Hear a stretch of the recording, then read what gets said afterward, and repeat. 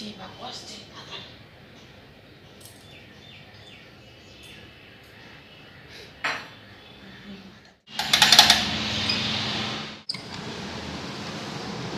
মা এত দেরি তোমার? সুদীপা কোথায় মা? আয় বাবা আয় আয় আয় আয় আয় আয়। ইস আমার বাবাটা বহুত কষ্ট, সারাটা দিন এইভাবে। বস বাবা বস বস বস বস বাবা, তোর জন্য জল আনছি বাবা। বাবা বস। আজ অফিসে ভীষণ কাজ ছিল।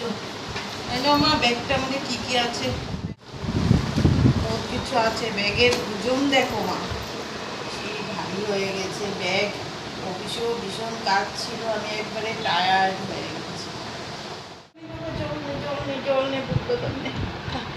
এই যে বাদামটা ছুলে দিব বাবা, বাদামটা ছুলে দে। ইস আমার বাবাটা সারা দিন কষ্ট করে আসছে। নেই বাবা নে।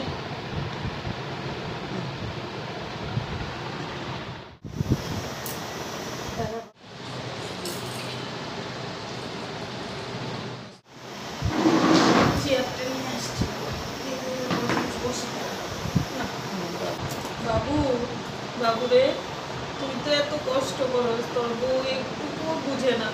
একটু এই যে তুই ভাইরাস, আর আমি সারা দিন ঘর ঝাড়ু দিলাম, ঘর মুছলাম, রান্না করলাম।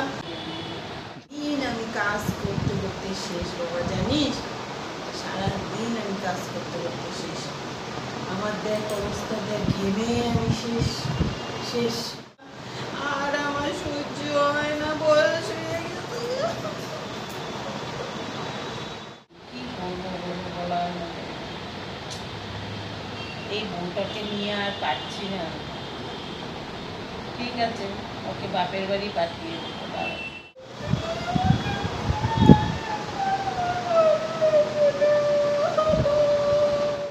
মা দেখো তোমার জন্য আমি কি এনেছি বলো তো।